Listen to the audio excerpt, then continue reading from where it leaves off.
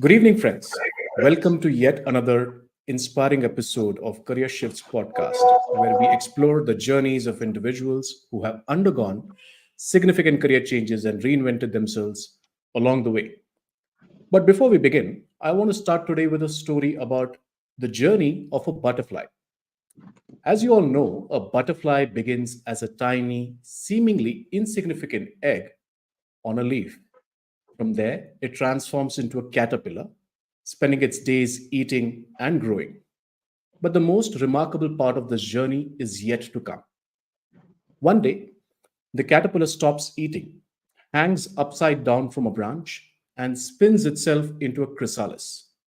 Inside this protective shell, an incredible transformation takes place. The caterpillar's body is broken down and rebuilt into something entirely new. It emerges as a beautiful butterfly ready to spread its wings and explore the world from a completely different perspective. This story of a butterfly is a powerful metaphor for career transitions. Many of us start in one role or industry, working hard and growing our skills. But, but often, there comes a time when we need to undergo our own transformation, breaking away from our old selves and emerging with a new set of skills ready to take on new challenges. My guest today has experienced such a transformation in his career numerous times. He started in one field, but through determination, learning, and willingness to change, he reinvented himself and found success in each and every role he took on. His journey is a testament to the power of embracing change and the incredible possibilities that can come from it. Today, it's an absolute pleasure to introduce a mentor I've secretly admired for the past 20 years. I first heard this person in Deloitte during my induction way back in 2005, and frankly, it was not hard to become his fan. I left Deloitte but returned again in 2010, only to find him again welcoming group of Deloitteans with even more flair than before. There always has been something special about him. After leaving Deloitte in 2013, it was only in 2021 I had the opportunity to meet him in person again and at a social gathering. And since then, we have met several times and even including industry events. Each meeting confirmed why he is such a revered figure. Not only does he bring consistent energy and passion to every interaction, but his welcoming smile and cheerful way of saying, "Hey Gopal, how are you, man?" are just unforgettable. Nathan needs no introduction to people within HR fraternity, but for the audience who come from broader sectors, Nathan is the co founder and chairman of Visara Human Capital Consulting and former partner and chief talent officer at Deloitte India.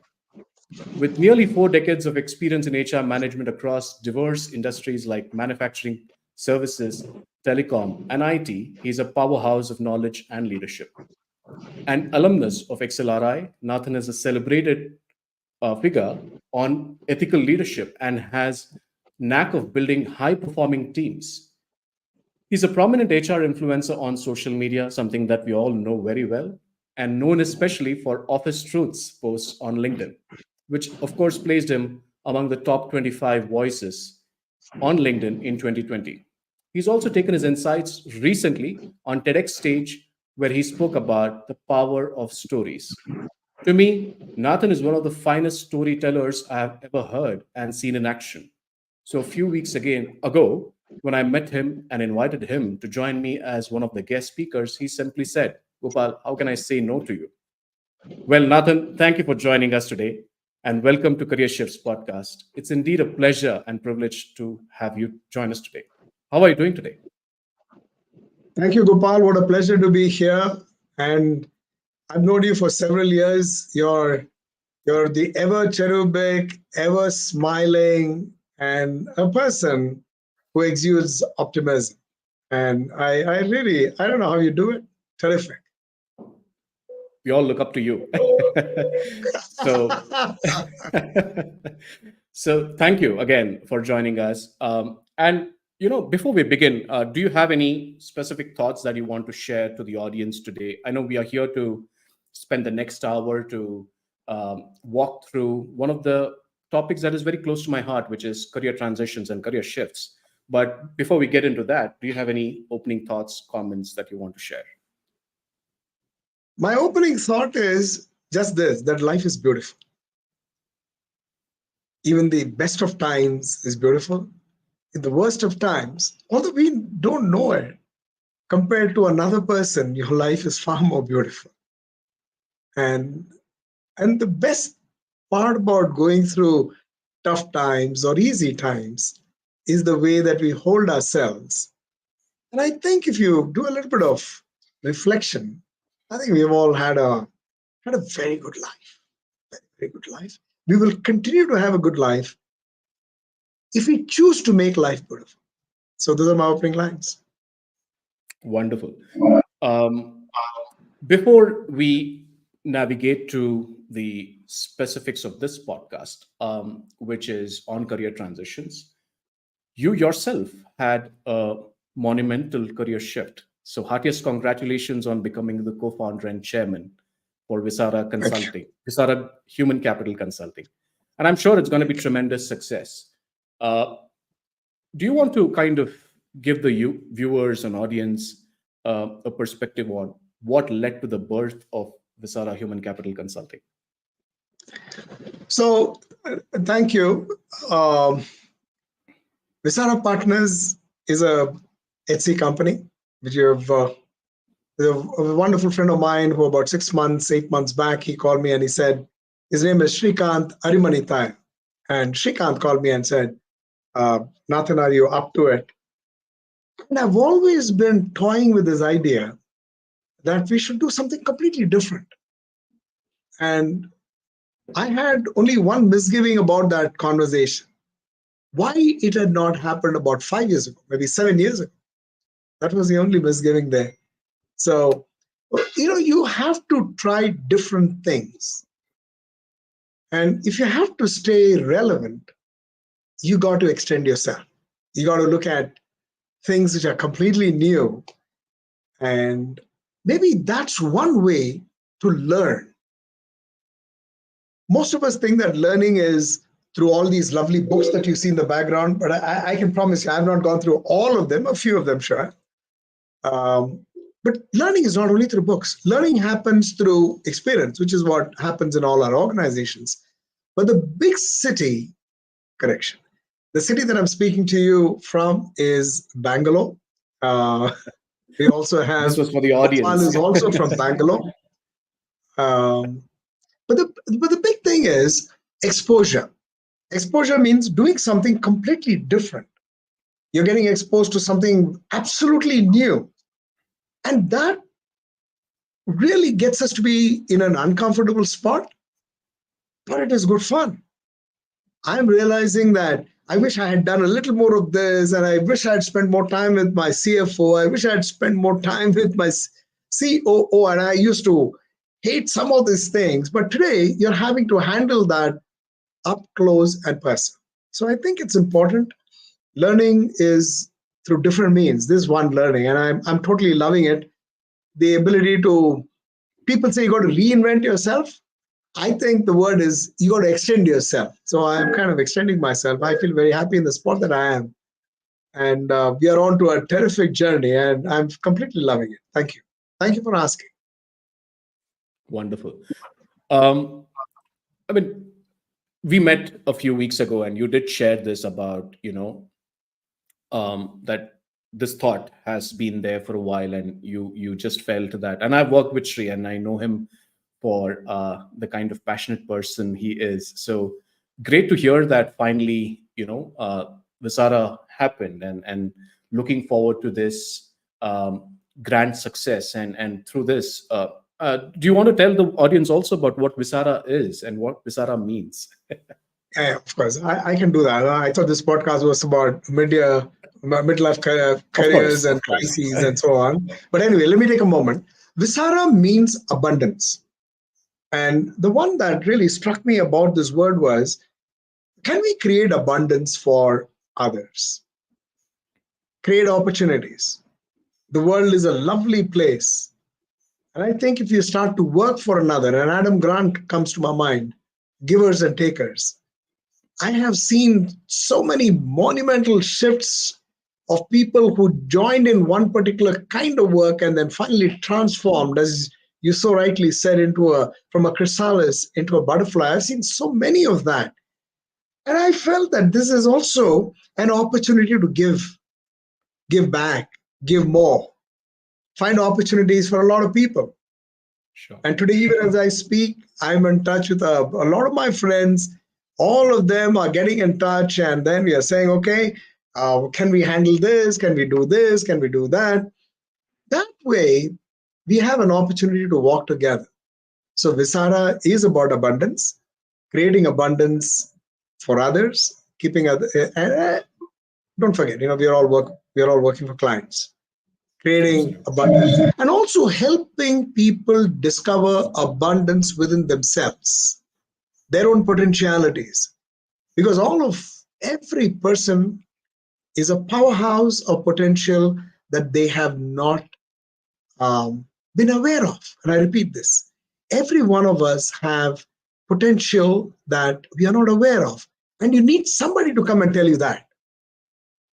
And if you'll give me a moment, if you go back to all the the Ramayanas and Mahabharatas, you still needed a Jambavan to tell Hanuman that, well, do you know that you have these powers? Do you know this? And every time he said something good about that person, Hanuman metaphorically started growing in his own frame and size, and then he was able to take a leap all the way across to Sri Lanka. I mean, this metaphor is a very strong one, because an opportunity to tell another person of what he or she is a very powerful metaphor. That is about getting others to understand the abundance in each other. Back to you. Wonderful. Uh, Nathan, in the 20 years, or rather 40 years of your career, you have moved across various organizations, sectors. And the topic of this, or the theme of this podcast, is career shifts, which is transitions. When we move from one industry to the other, or when we move from one organization to the other, it often comes with a lot of learning, unlearning, um, imposter syndrome, self doubt. Um, how have you managed those? And do you want to reflect upon some of those of your journeys with us today? First, great question. This could take a very, very long time, but let me keep this short. Um, when we are moving in a job, we are actually coasting. We learn, and then there's a curve, and there is an ascendance, and there is an Yeah. inflection point where one starts to feel that that person is actually descending. The person is not really descending. What happens is there is a certain loss of confidence at one end, or there is a trigger point. There is a point of inflection where the person says, I now think I've got to do something different. Sometimes it is to do with the kind of work that they are doing. Sometimes it's to do with the environment. We take a lot of joy in pointing a finger at the boss and saying, oh, I wish I had a better boss. And we would do all that. But those are the times you start to think, okay, what am I now wanting to do? What should I now be doing? Those inflection times are times when you seek a lot of feedback. First of all, you write down on a piece of paper that these are the things that I'm possibly good at, and these are the things that I'm not really good at. And then you move aside your ego and you go up to people and then say, can you please give me some feedback? At first, people will shush you, and they'll say, go away. I think you're just making fun. But if you choose your mentors, you choose people that know you well, and if you're able to explain that this is the predicament that you're currently facing, they would give you good feedback. Your worst critic And the critique of what you do is going to be important to you because it'll tell you a lot of things about yourself. Take that page where you have written, these are all my strengths, and then take another one which says, okay, these are all the things that others tell me. These are my strong points. If there's points of concurrence and consonance, then those are valid. The ones which are not validated, keep them with you because that's one side that you know of yourself. But the ones where people say, hey, this is what you need to be doing, it will go a very long way. So I think there are multiple things that we can do. For the moment, I would suggest that seek feedback. That's the first thing. That feedback is going to make a very big difference to you. Work on that feedback. Put out your own strategies and say, this is what I now want to do. And then ask the right questions. What do I now want to do which is slightly different? So Gopal, I'll leave you there. Sure. Wonderfully said. And there have been several, in fact, instances in the last few years, at least. I have reached out to you and you have given me some amazing feedback. So thank you for that. One question that comes to my mind is this, right? I mean, as we move through careers in general, and so the first 10 years are all about energy, is what I feel. The next 10 years are all about experiences, newer experiences. But once you cross that 20-year mark, a lot of people, for various reasons that they have seen in their lives, it could be family commitments, it could be taking care of aging parents, it could be mounting debts, it could be various reasons for that matter, struggle to find their feet. And that's what we call as mid-career crisis or midlife crisis as well. Suddenly you also find yourself in a situation where you're not feeling as energetic as possible as you used to be in the past. One question that comes to my mind is, have you also gone through this? And any reflections that you want to share with the audience today, which probably allows them to, review the learnings from that particular episode. Great question. It gets me to reflect. I have been through that, and it's been one of the most toughest, difficult times that I've ever faced. Those are the times when you ask these questions. Who am I? Where do I come from? And where do I go? Normal question that we ask each other, right? Who are you? What's your name is what is notionally asked. And they ask the next question, where are you from? Then they say, where are you going? This is what you ask a stranger. But these are very deep questions. You come to the stage when you ask yourself, okay, what is my life's meaning? And you start to get to those questions because there is something that has happened at work. And you said that there's something which is happening in the primary system. Primary system is your family. The secondary system is your work. So in the secondary system, there is some trigger. There are some triggers which are at home. And you put all these together and you get to a stage where you say, okay, I think there is something which is really happening to me. I've been through a mid-career, I wouldn't say crisis, but yes, there was something that was very different. The year was 2000.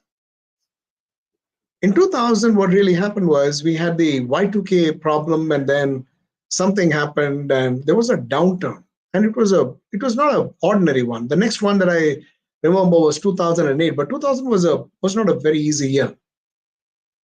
One day I looked at myself and asked myself what I was doing, because the office, we had to let go of people, and that was completely against my grain. I mean, I would find it very difficult to go and tell people who are at the bottom of the pyramid, I think, guys, nice knowing you, we'll meet another day, and then people leave. And I was looking at myself in the mirror one day and I said, hey, I think if you leave the organization, it can possibly feed 20 people. So I don't know, in a fit of something that in a fit of where you have the blood rushing to your head, I went up to my leader and I said, I'm sorry, I have to leave. And that threw him off completely. And he says, "Are you sure?" I said, "I'm absolutely sure." There's a little bit of up and down. I see you want to think about it. I said, "Yeah, I want to think about it," but went back again with the same answer. Came back. And that's the time I realized that it's not easy to find another job. Mm. It took me about 69 days before I found my job. My next job took me a long, long time. Long time, 69 days. There were no jobs. The jobs had to be one of a CHRO. And where am I going to find a CHRO job in a downturn? It was really one of those most difficult moments. I know what my wife did. She was the tower of strength for me. She would always make sure that I was keeping in the right frame of mind. But internally, I did a few things that I spoke about earlier. I mean, I would always have a notebook with me, and I would write down, these are the things that I know about myself. These are the things that are my unknown. These are things that I think I know about myself. And then people would say, "No, this is not who you are." And then I would put that aside. And then you start to develop a worldview. The whole thing is about purpose. What's the purpose of my life? Is it to earn another 30 pieces of silver? Is that what my life is about? Then there are very many thoughts. Hey, I think you should be a teacher. I think you should be doing this, you should be doing that. And then you ask yourself, what is your purpose? And I looked at my first 17 years and I said, what is my purpose? And that's the time, Gopal, I actually wrote down on a piece of paper, my life's purpose is to help people discover their own potential. So that's and then when that happened, my life changed, because I knew deeper than me, this is not about me trying to find another job. This is about me trying to find a place and a space which would allow me the opportunity of helping people discover their potential. Of course, in those days, I didn't write this out in the way that I'm able to articulate it now, but that was absolutely there. I would never speak about it because people would think that you're blowing your trumpet, or I mean, what is this, man? Why are you saying what you're doing? I found a suitable job. I think it's important to discover the strength within yourself. It takes time, but you will be out of the woods in no time, because there is a certain peace which also descends on you once you know this is who you are. If you're authentic, it makes a big, big difference. And you get a lot of feedback at that time. It hurts your ego as well. Imagine I had two growing kids, and they would ask me, "Dad, are you not going to work today?" And how do I tell them that I'm out of a job?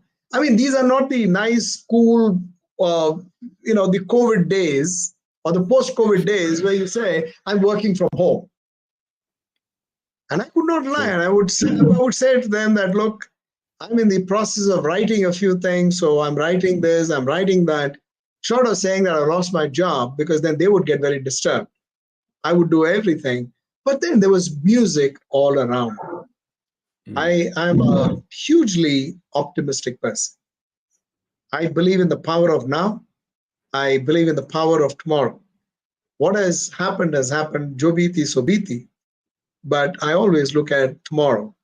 I look at the now, because the now matters as much as the tomorrow. So I moved through that very difficult phase. It builds a lot of resilience in you. Then you don't have to worry. You don't have to worry about your boss, because you're anchored within yourself. You don't have to worry about the company that you're working, because you're anchored within yourself. You don't have to worry about anything which is around, and you know what you're chasing.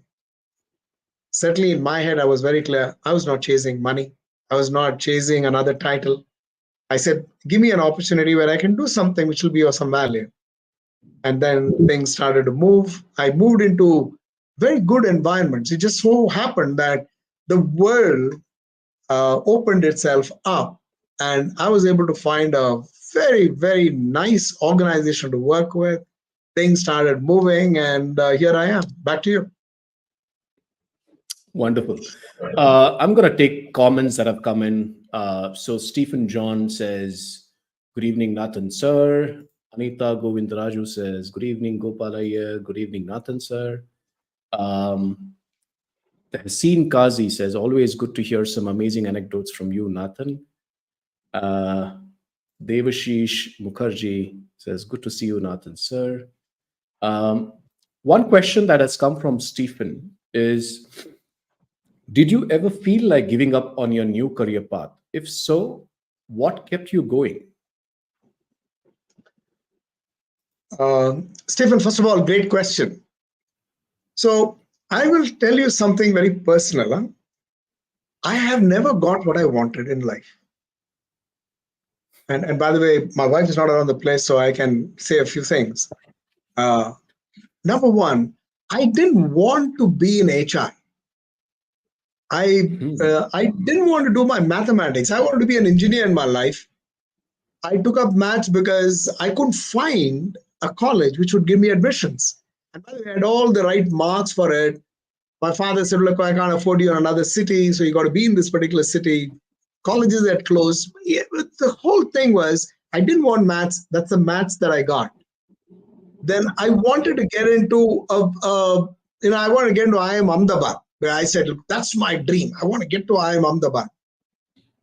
Unfortunately, I didn't work hard enough for it, and I didn't get in. I didn't even clear the exam. Forget anything else. Then I sat back and I said, "Okay, now I will do the next exam." And fortunately, I got into XLRI, etc., etc. But and I wanted to do my one kind of work. I got into a completely different kind of work. I started with industrial relations. Is it something that I liked? No, I didn't even start with IR. I started with admin. I started with admin looking after cafeterias and transport. Not something that I really loved doing. But one constant one, Stephen, and this is back to the answer, is if you don't get what you like, you start to like what you get. I didn't like mathematics. At the end of it, I did very well. I was the best outgoing student in my college. I got into another place and I did very well academically. And in any job, when I find that this is not something that I really enjoy, I really put myself, I work a little more harder. I start to look at things and I say, okay, this is a very simple job, but can I put my soul into it? Do simple things exceedingly well. That was what one of my mentors told me. I started to do those kinds of things. So I've never been in a career where I didn't want to do that, but I'd always had a desire to do something else. So one is saying you accept what you get, but then there is a desire to do something different. I wanted to get into learning and development. That didn't happen. And then suddenly out of the blue, somebody came up and said, "Can you be our training and development leader?" So I said, "Yeah, manager, not leader, sorry, manager. Why not?" And I dived into it and so on. So I think part of this is about accepting what you're getting, keeping your desires alive, and then stating your desire and moving. Many of us are afraid to ask, Gopal. Stephen, this is something that all of us are very, very, it's very difficult to ask somebody. But I urge all of you, ask. It's always good to ask.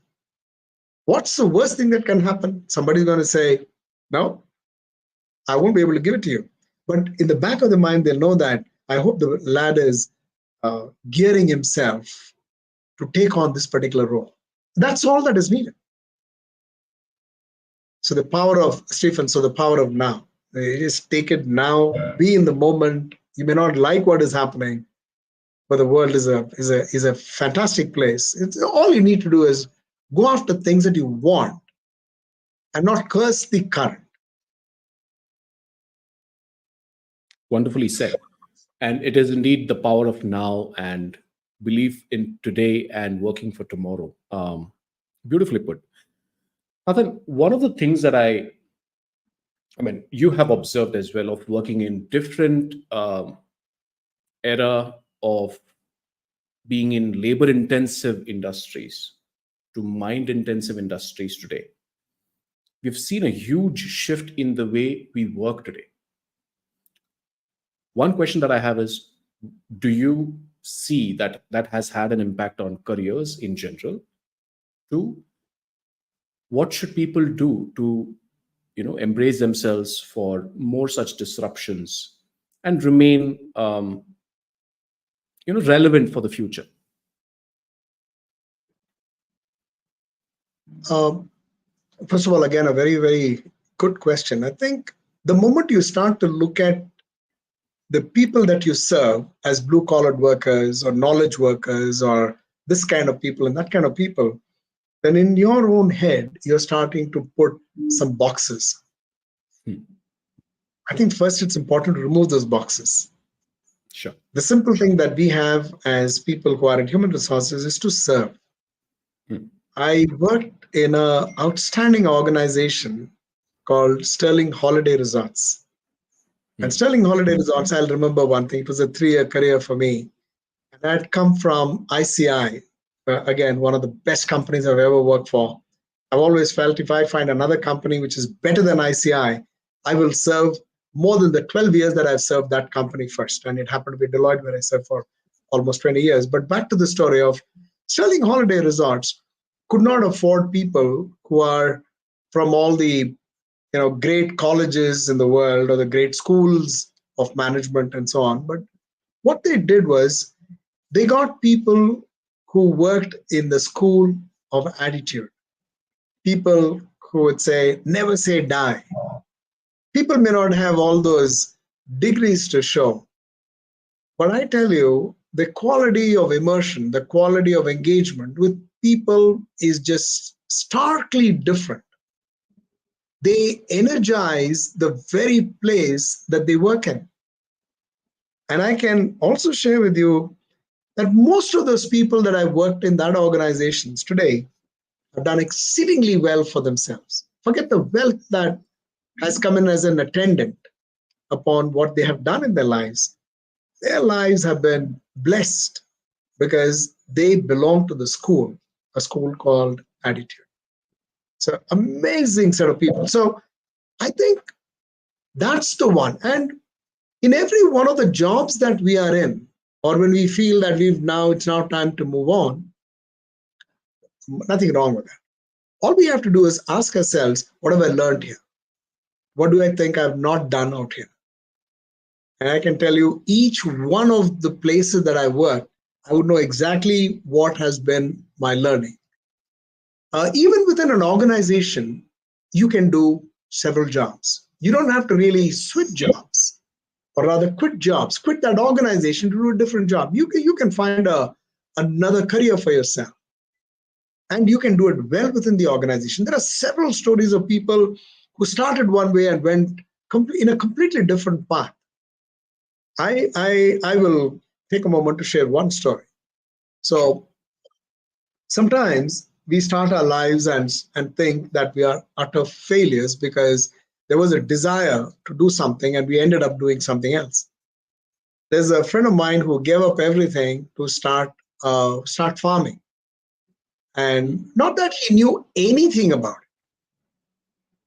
He just managed to cobble a bit of his funds. His wife gave him something that she had accumulated over a little bit of time, and then he bought a couple of parcels of land adjacent to each other, started farming.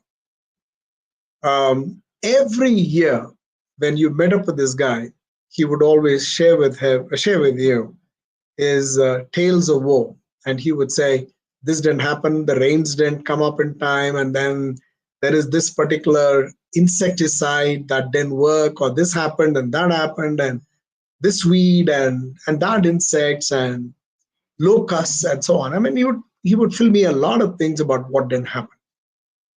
Then much later, I found that he had changed his profession. He became a real estate agent. He's doing exceedingly well for himself.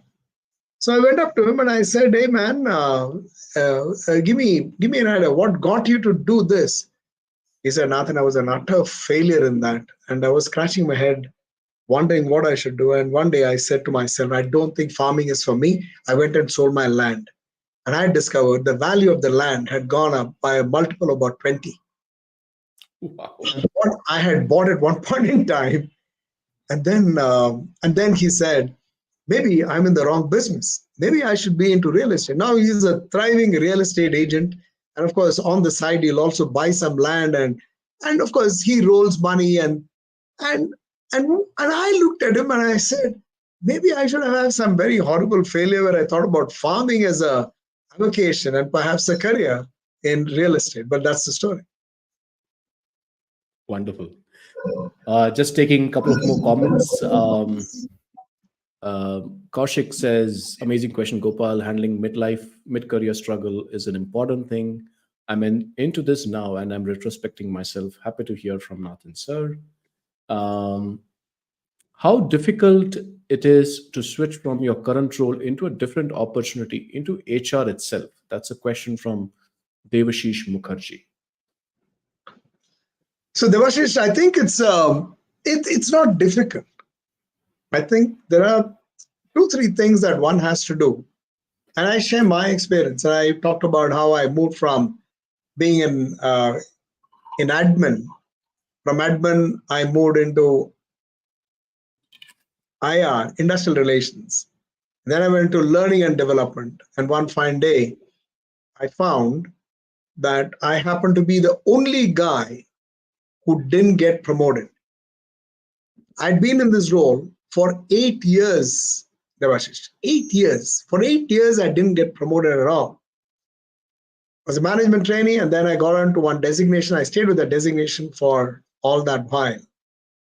And I was feeling very depressed with myself. So I went up to my boss and I said, I remember the day. It was a day, it was day of Lori, because next day was Baisakhi, and everybody was dancing around the fire. It was a nice winter morning, and I went up to my boss and I said, "Boss, am I really that low life? And I've done so badly in my life that this has come to pass. I've not got promoted at all." And he says to me, "Hey, this is an evening we're supposed to have a lot of fun. Come and see me in my office. Come and see me in my house tomorrow." And 10 o'clock. So I said, "Oh, this guy must be one of those regular Gyan kind of things. He wants to motivate me." So next day, but orders are orders. Went to his house at 10 o'clock. And then what he did was he threw a letter at me. Because he didn't throw a letter. He just called me and he says, "Hey, this is for you." I feared the worst because I thought I'd asked some very silly question. He was now asking me to go home. So I opened the letter and in that was written that, well, you have to take up a job as the personnel manager of a factory down south. I jumped out of my skin and I said, "Are you serious? Just because I asked you yesterday?" He says, No. This is not something that can happen overnight. Remember, this is an MNC and it takes a long time before some of these things happen. And it does take time." And then he added very thoughtfully, he says, "Do you think that all the time that we were moving you from one job to the other and the third was because we didn't have people?" So I said, "I don't understand." He says, "It's like the story of the bamboo." I said, "Tell me what's the story of the bamboo." He says, "The bamboo will not grow for the first 5 years. There won't even be a shoot. And then after the 5th year, it'll start to grow at a frenetic pace, almost like about 7-8 inches every week, month, and then it'll get into almost like an 80 feet sapling in all of 6 months." And he says, this is exactly what happens to careers. You think that you're not growing, but you're growing roots. You're doing different things. And sometimes we don't ask people. The question was, Deba, should you go and ask? The answer is yes. You should go and ask. How difficult it is? It's not difficult. It's not difficult, provided you know a little bit about the other job. So how do I know a little bit about, let's say, recruiting? And I've never been in recruiting. I was in recruiting. I now want to be, let's say, a business partner, human resource. You just tell another person, say, hey, listen, I got a little bit of spare time on the side. I know you don't. But you go up and say, can I help you with this? Can I at least, I mean, if not anything, can I just be in your training room? I just want to listen to what's happening around. And maybe I'll help you with taking care of the registrations. I'll do whatever that you want. But showing an interest in an area different from what you're doing has got to come from within you, not as just an ask, but also an investment of your time and energies. So when you go, then people will say, yeah, I think he's interested. He's got a skin, or she's got the skin in the game. Let me go. So they must not difficult. I think it can be done. You need mentors, but more importantly, you also need sponsors, which means somebody should be able to stand up and say, I think we should just move Deba. I think in his larger interest, let's just move him, let him do something different. Can be done. Devashish, I hope this answers your question. There was a follow-up to that as well, where you have asked how difficult it is to switch job role in the market as organization only hires people having same kind of domain experience. Probably, as Nathan said, ask and see if this helps for you. A couple of comments. Vikas Dua says, inspiring story. I'm guessing it is the real estate fellow's story that he's referring to. What a lovely analogy. Unfortunately, the comparison bugs makes us impatient, isn't it? And we were talking about patience just as we were before the podcast, actually. Because you're absolutely right. We just don't know when. You can't, there is something which is happening to a chrysalis.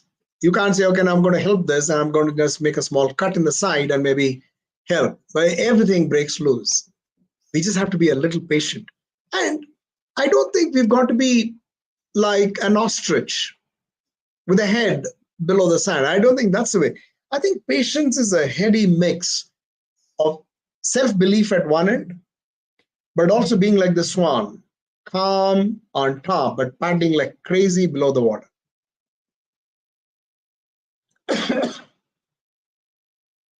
Resilience is not built overnight. So I think we just got to keep on and on and on and on and on. My personal credo, and I'll share this with you, my personal credo is water cuts rock. So I never give up. I never give up.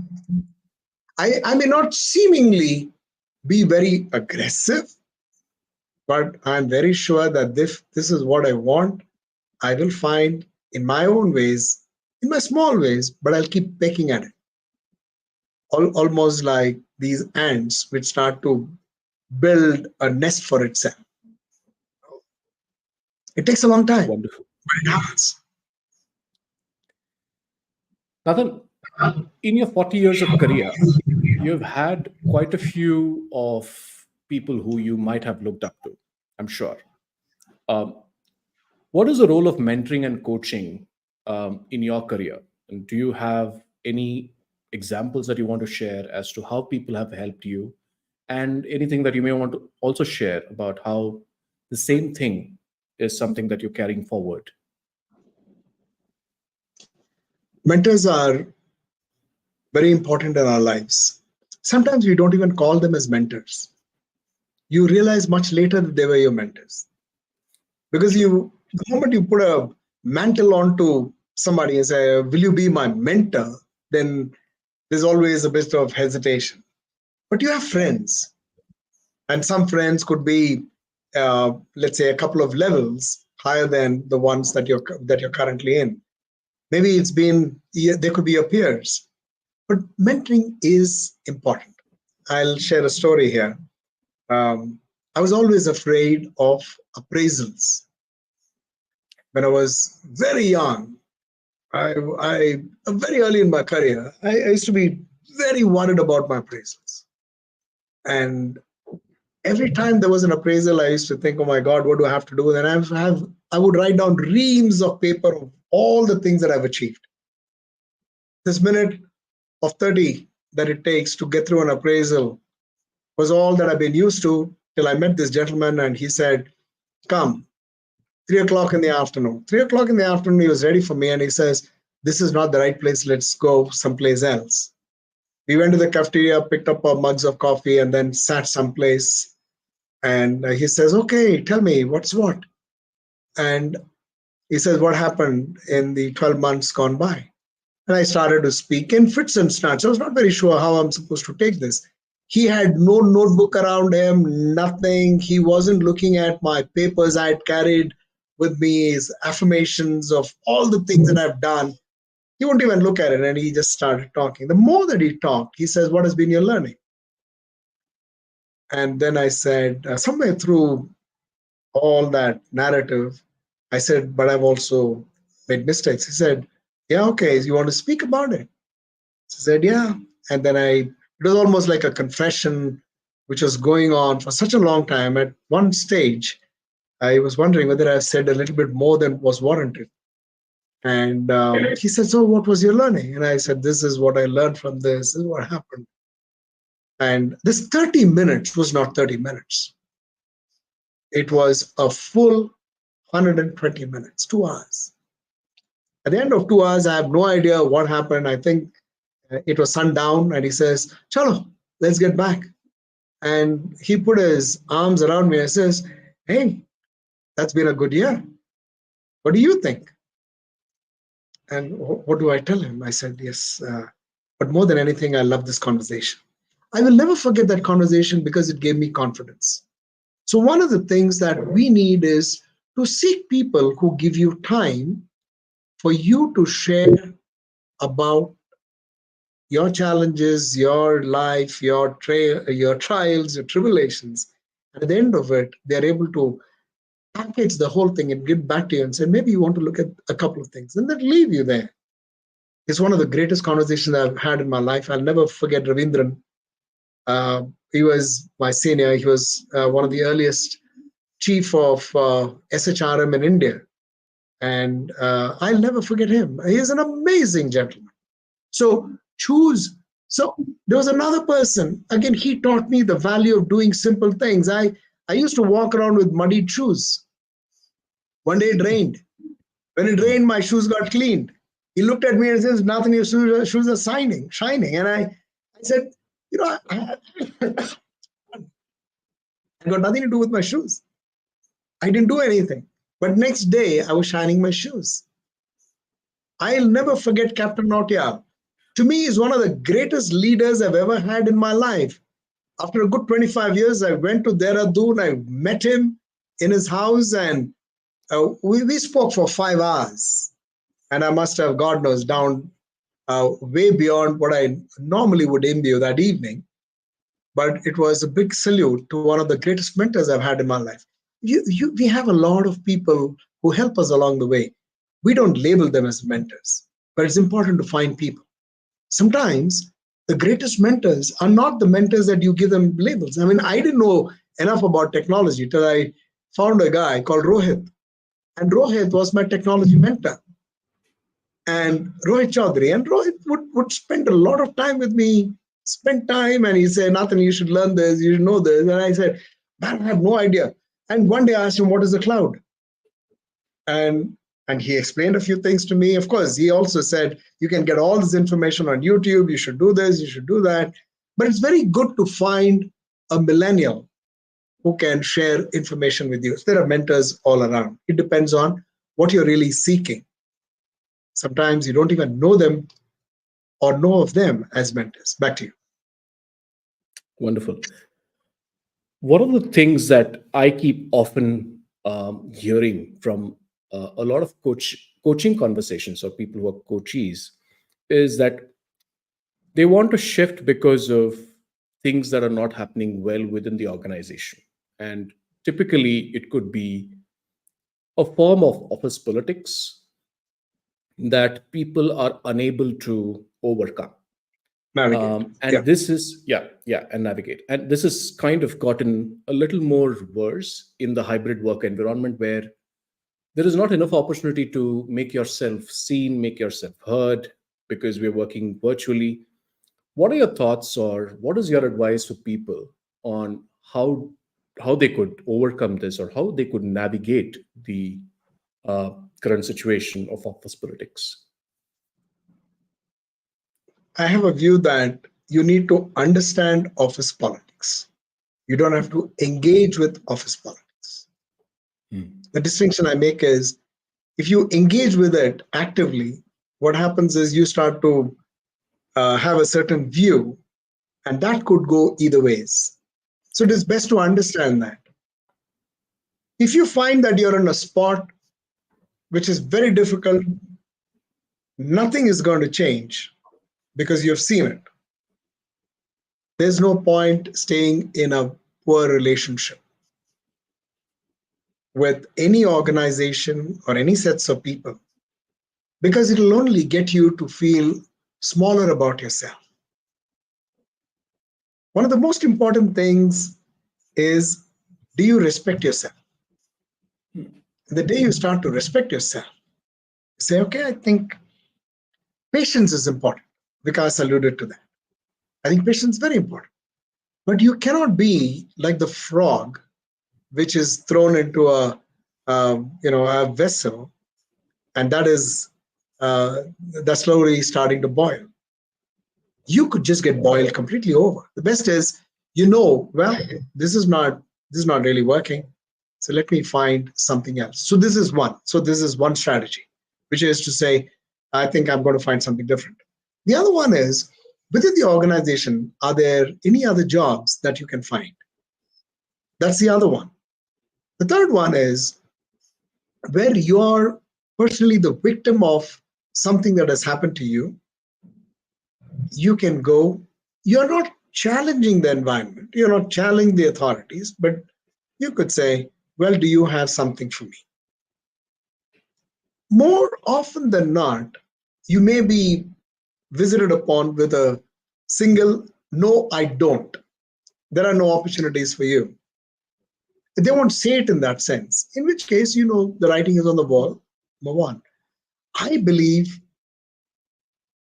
everything changes. Even this shall pass. One of the four most powerful words that I know of. I mean, there's nothing called a permanent stuff that really happens. So it's a toss-up. Are you willing to be patient? Because if you're patient and if you're able to live through that, it just makes you a little stronger. But when you see that this entire thing is getting so very difficult for me, then find your peace. Maybe it's a job which is very different from what you're doing today. Very different. And therein lies the answer, because you're making a career choice. I'm going to move out of this. One of my friends was a CEO of a company in Nigeria, and he used to really feel completely baked every day, because it was all about making more money and more money and more money for an entity that he could not even connect with.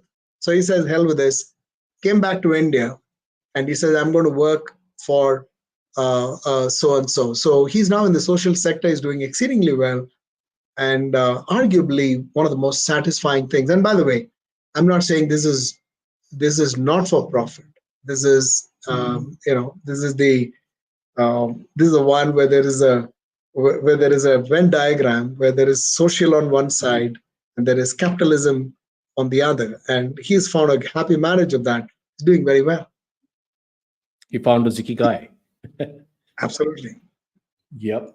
I have a question from Shankar. He says, next level of learning. Most of us would be joining late after graduation, post-graduation degrees. What sort of courses they should pursue for their career development?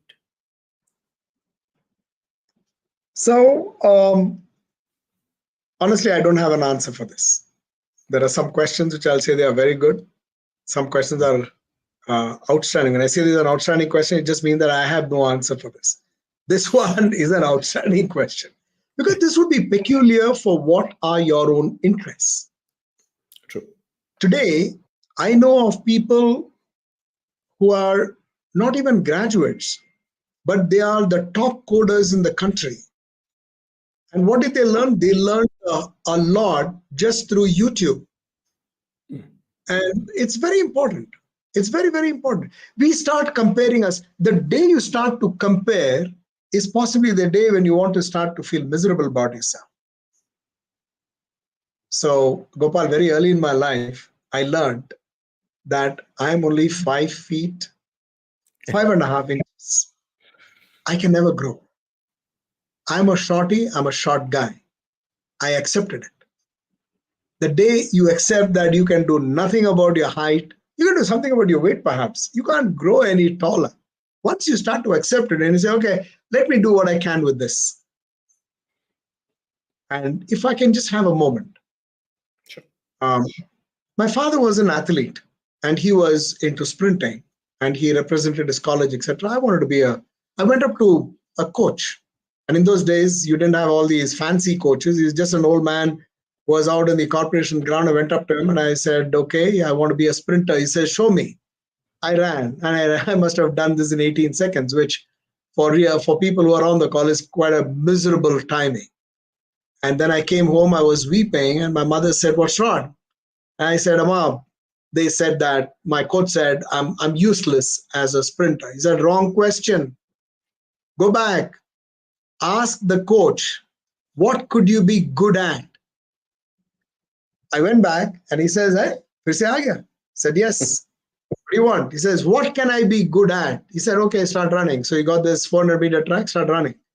I started to run first round, second round, third round. After a good 10 rounds, he called me and he said, I think you're not a tall guy. You can't be a sprinter. You need really long legs, but you can do long distance running. So I can tell you, you will do very well as a middle and long distance runner. Gopal, it so happened I took middle and long distance running and I did very well. I was in my college, I was my athletics captain. I won't say that it was all university level running, but in my college, I did very well right through. I've been a runner. That's when I realized one of the greatest quality is the quality of questions that you ask. I'll never forget my mother. To me, she's the greatest coach. Ask the right questions. Seek the right. Don't go up and say, hey, listen, I want to be this. If I were to compare myself with another tall guy, Usain Bolt, tall guy, or Phelps, I would be a failure. Get to knowing what you're good at, what people could find good in you. But that's the point. If you find that, then life is good. Back to you. Wonderful. Now then, you released your book a couple of years ago, The Heart of Work, and it's a masterpiece from a storyteller's perspective. And I've had a privilege of reading it as well. And there was one particular story that you had shared, which is very close to my heart. And I wrote about that last year as well, about this is for that and that is for this. First question, what inspired you to write the book? And second would be, what advice would you have for aspiring writers like me? Oh, excellent. That's a great, that's a very good question. I can respond to that. So I started blogging. I used to put this out as slice of life. And I used to write a few things. I used to share stories. I put this out. And then one day somebody said, Nathan, these are things. And if I have to read another one, I got to go back in time. Can you not put this in the form of a book? And people started pelting me on the social media with, I wouldn't say darts, but they were those flowers of love. And that stoked something in me. I said, I must do this. I gave myself a timeline. I said, in 4 months, I've got to put this together. Fortunately, I had COVID to back my inspiration. And I sat in a room, and every Saturday, Sunday, I would spend about 9 hours each and keep writing. So there is nothing called a writer's block. Writer's block is when you sit down and then you say, I'm going to write something, and you run out of ideas. There is There's only one block, which is the starting block. The starting block is where you start. The starting block is not the block that stops you. Starting block is not the block that stops you. It's a start block. So Gopal, my suggestion to you is, if you want to be a writer, start writing. Okay? And write for yourself. Don't write for the world. These are stories for yourself. One day somebody finds something useful, they'll put it out. And who knows? Because when they read your stories, they would always recount their own stories. And they would say, yes, I'm able to connect. So that's that. Absolutely. Wonderfully said, Nathan. In the interest of time, I know we were scheduled for an hour, but if we can just extend by another few minutes, I have a quick rapid fire for you. Sure. The first question is, what legacy do you want to leave behind? I don't believe in legacies, boss. I personally, nothing. I think I love the statement, "Neki kar koi mein dal." Don't think about all the things that you do, but you must continue to do good. So I love Visara. I love the philosophy of Visara. It's about making sure there is abundance, but you don't speak about that. Sure. Second question is, what books would you recommend for people to read? So, first thing, read any book. And you might think that this is rather funny. Get into the habit of reading. Yeah. So if you have to read, there are a number of books. There is one book that I chanced upon, which is called Managing Career Crises. And this is by Dr. Ajay Bhatia and a friend of mine called Dr. Shubodh Saluja. And this is about handling midlife crisis. I read a lot of books. Sometimes I don't even finish those books, but I enjoy reading those books. You talk thinking fast, thinking slow. You pick any book. I recently I had the good fortune of meeting a gentleman called Marshall Goldsmith. Amazing gentleman. And he exudes so much of energy at his age, 75 years, going strong. He still keeps reading. He wants to share everything around him. I think it may be useful to read a few of those kinds of books as well. Sure. And for people who don't like any of these kinds of, what I call it, these management kind of books, read fiction. And you might think that that's something silly, but reading fiction also helps you start your own imagination. And you could get lost in that world. So whether you're a Alice or whether you're an Abhiram, how does it matter? You will get lost in that wonderland. Back to you. True. What is that one decision that significantly shaped your career?